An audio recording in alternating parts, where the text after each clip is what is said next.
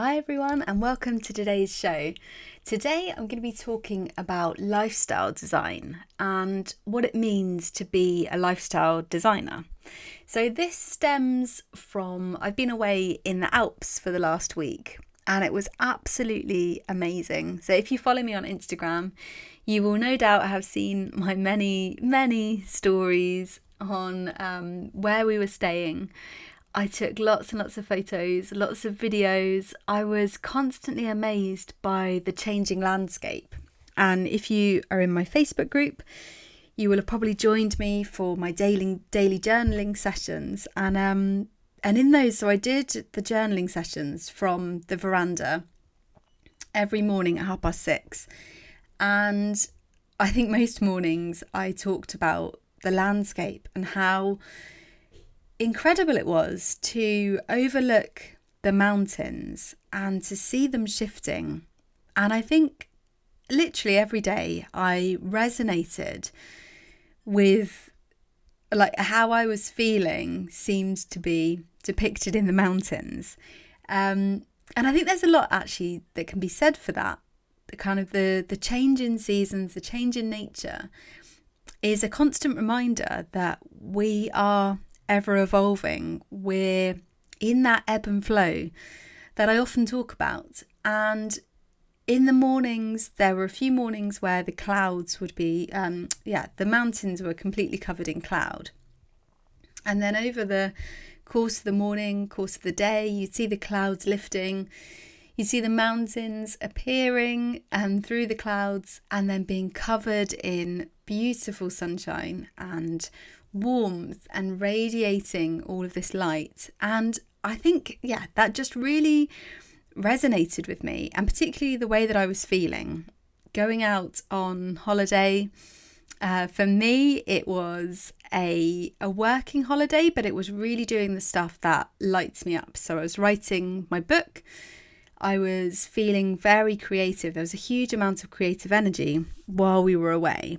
It was work, but it was like a new way of working. It was tapping into feeling like a digital nomad, which is a phrase that keeps popping up for me. I love to be a digital nomad. And that's something that I'm realising I'm starting to crave since I moved out of having an office. For John, it was a cycling holiday, so not so much relaxing in the kind of chilled out holiday vibe, but very much tapping into his own core feelings, feeling adventurous, feeling limitless are some of his core feelings. So I think for the two of us, that picture of the mountain really depicted how we were feeling. You know, we were recharging our energy. There was amazing scenery, bright blue skies most days. Some days were really cloudy, really hot weather. We were surrounded by friends. We had a chalet with 11 of us. And that was just, I think it just ticked so many boxes for us. But I also want to touch upon the fact that it doesn't just have to be something that we feel when we're on holiday.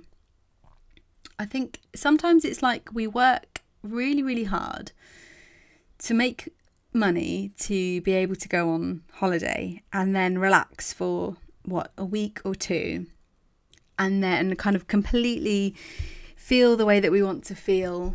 And then you come back and you're back to that kind of slog and everything's hard and it's hard work, or that's what we tell ourselves. And it really doesn't have to be that way. So I'm a firm believer in core feelings, as you know, and I'll be talking a bit more about core feelings in a minute in the context of lifestyle design. But I think that when we're clear on how we want to feel, how we want our life to look, it no longer becomes that we're striving for our next holiday to completely feel how we want to feel. It's a lot more about finding moments of that in the day-to-day. And it's about designing the lifestyle that you love, which I think has kind of become a bit of a cliche over the years. You know, you see it everywhere. She designed a life she loved, or live a life you love, whatever it is. It's become a bit of a kind of just a phrase, a throwaway comment. But actually, in today's episode, I want to delve into what that actually looks like and how we can all be lifestyle designers. So I've been a lifestyle designer for a while, probably, to be honest, since I became an entrepreneur. So that was 2010. I just finished my degree, so in music, and I set up my social enterprise. I don't think at the time I realised what that was. It's literally only been the last year, I think, that I've come across the term lifestyle design, lifestyle designer. But it's really something that I've nurtured since the COVID pandemic. And I think so many of us listening can relate to this as well. Yes, COVID brought with it many, many challenges and hardships. But I think also it's okay to acknowledge that there were some key takeaways from it, that there were some positives. And I think for a lot of us, it really made us reassess our life and look at our life from a different view. I know for myself, the way that I worked changed. Well, first of all, I was no longer working in an office. I was back to working from home, which, yes, had its own challenges, especially when we were having to homeschool. But first of all, I was grateful that I was self-employed so that I could work from home. And although it was difficult, we could kind of manage between us juggling work. But also, I realised that I didn't want to work until the early evening anymore. I actually wanted to be around to pick up my kids from school, which before I'd seen as a slog. It was quite a change from nursery that was a long day to now having school pickups. So my daughter she'd started reception when COVID hit. So prior to COVID, I'd seen that as a bit of a chore, having to be around for 3:15 to pick up my eldest daughter, and now both of our children are at school.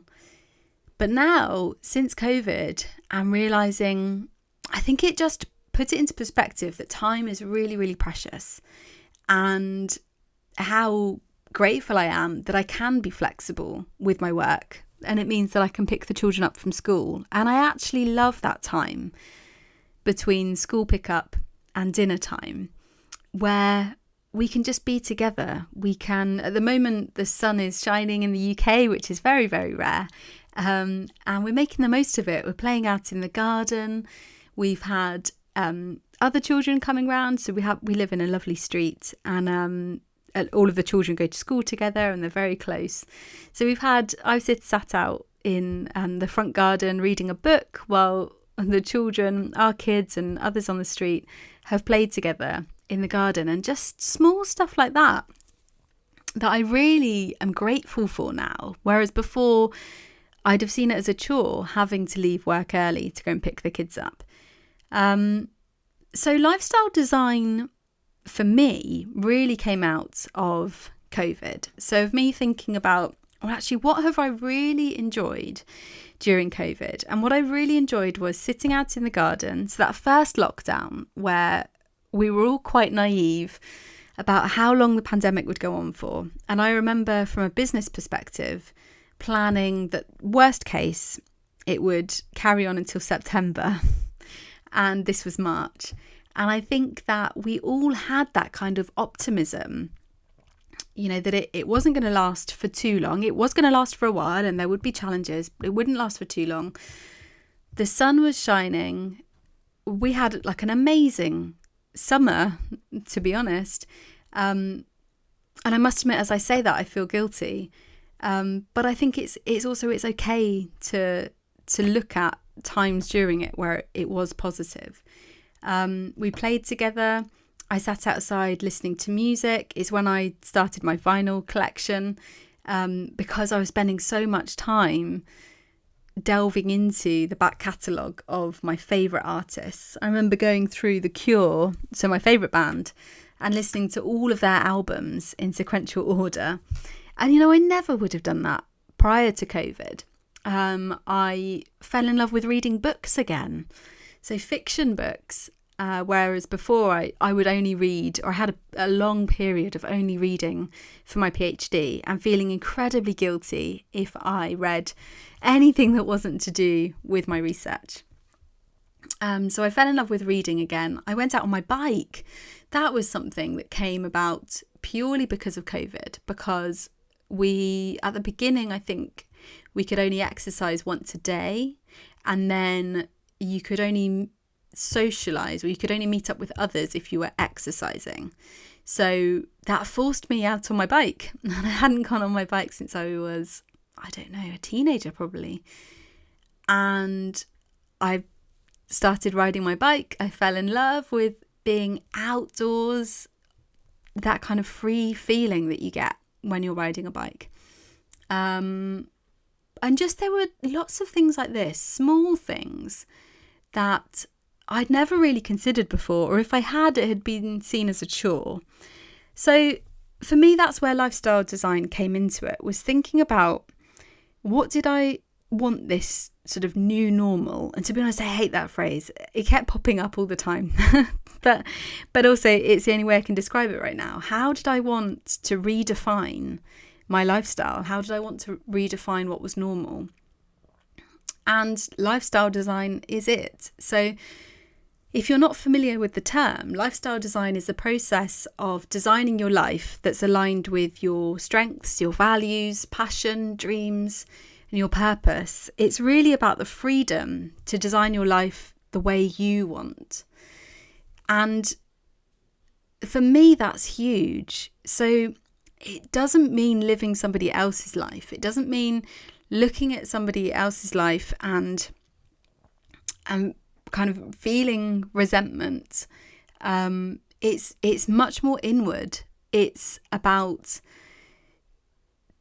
turning to your desires, to your dreams, to your passion, to your purpose, and really getting clear on what you want and letting your mind wander. I think somewhere over the years, since childhood and kind of between childhood and adulthood, we've kind of lost our way with daydreaming. I don't know about you, but I was always the child at school, particularly secondary school, who would sit and daydream, and I would just let my mind wander.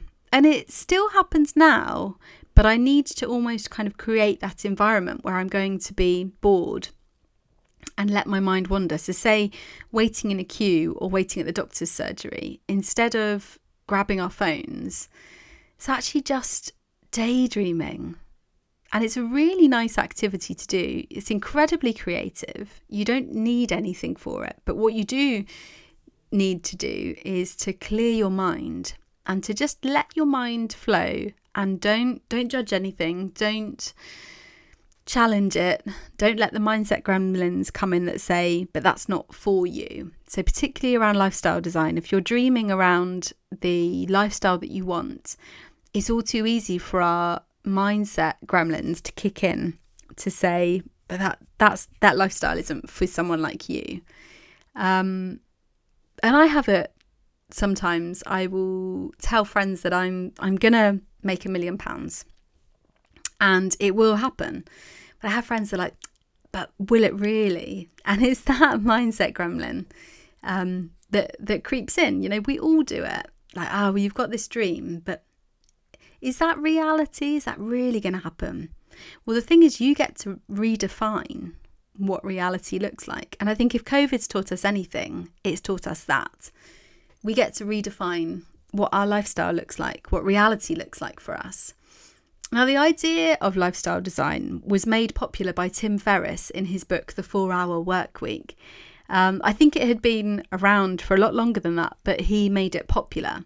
And basically, Tim Ferriss was promoting that we shouldn't wait until we retire to live our life. So he was saying, you know, you leave college and you work hard, you slog, you work up the ladder, you earn a lot of money, you put a lot of money into your savings, and you just keep hustling and working harder and harder, striving for the day that you retire when you can finally rest and relax. But the thing is, that's such a long time. And nothing, again, if COVID has taught us anything, nothing is guaranteed. So Tim Ferriss is all about living life now. So not waiting until the day that we retire to finally live our life. It's about living it now. Now, Tim is aiming his book at entrepreneurs, but I know there are a lot of us listening to this podcast who are athletes, musicians, entrepreneurs. Some people will be employed, and this is absolutely applicable to all of us. I think all of us can take elements of lifestyle design. It's basically everything that I've just said. It's about finding out what your purpose is, what your core values are, how you want to feel, what your dreams are, what your dream lifestyle looks like, and living your life now. So lifestyle design focuses on working smarter, not harder. And I think as entrepreneurs, if you're musicians or athletes, you still have that entrepreneurial spirit. It is about what you can do to have processes in place that can help you to live the life that you want to live. So, as I said, it's not about working harder, it's about working smarter. And everyone has the potential to be a lifestyle designer. I really believe that a lot of it stems from our mindset. And of course, this is where most of my work lies, is around brain optimization, mindset, mental performance. I think when we open up, it really is about opening our mind and opening our hearts as well to the possibility that we can live the life that we want. It takes action, it takes determination, it takes clarity, but you can absolutely live that dream lifestyle, and that dream lifestyle can become a reality for you. Often lifestyle designers say that they started designing their life based on a catalyst event. So something particular in their life, or a fuck this event, as MJ DeMarco calls it, where you realise that the life you're living isn't the life that you dreamed of. So when you have this catalyst moment, and maybe even just this podcast could be your catalyst moment, that you actually start questioning the life that you're living. Is this the life that you dreamed of? Are you working towards the life that you dreamed of? But where do you begin? So first of all, it's around defining what you want your lifestyle to look like and what you don't want it to look like. It's about getting clear on your core feelings. Now, we talk about this time and time again, but getting clear on your core feelings really underpins everything that I do.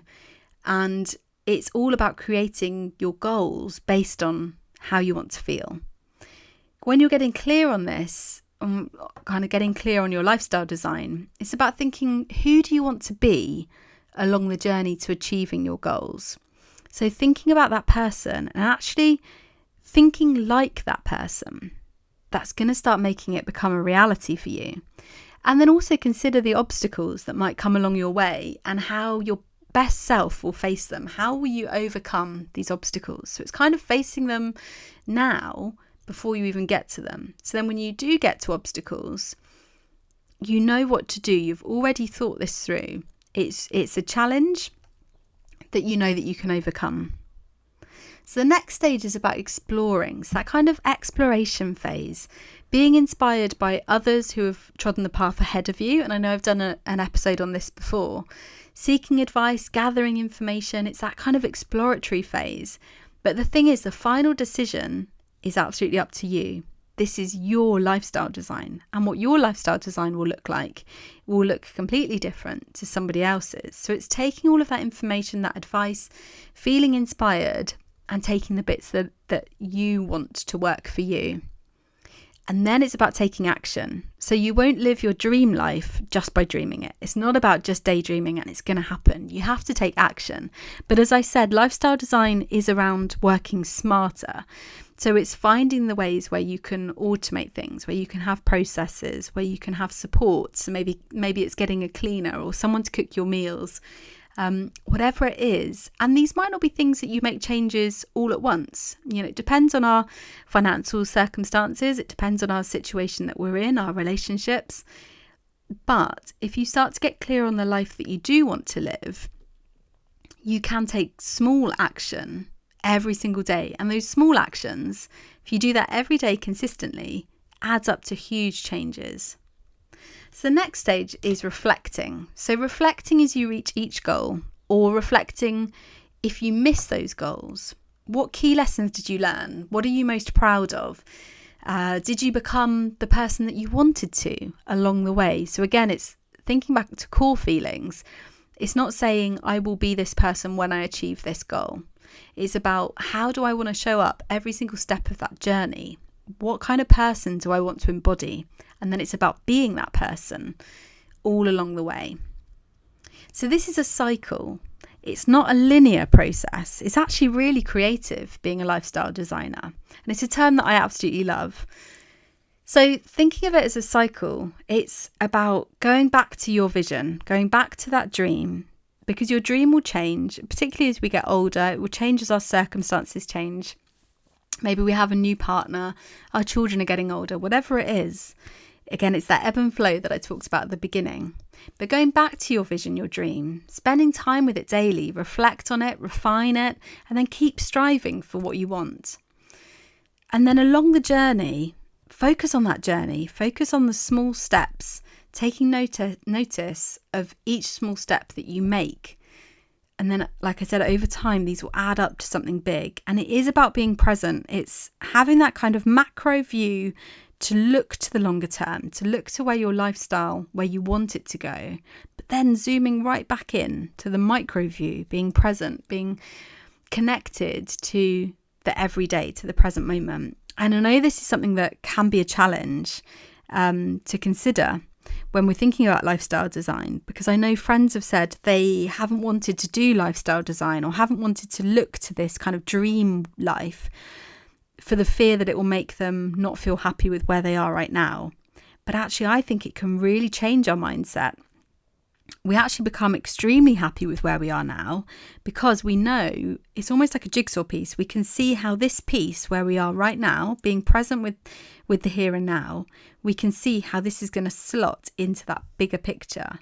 And that then actually can make us feel more connected to where we are now, to feel more of a purpose, to feel more grounded, because we have the trust that everything we're doing now, no matter how small, is going to add to that bigger picture, the bigger vision that we've got.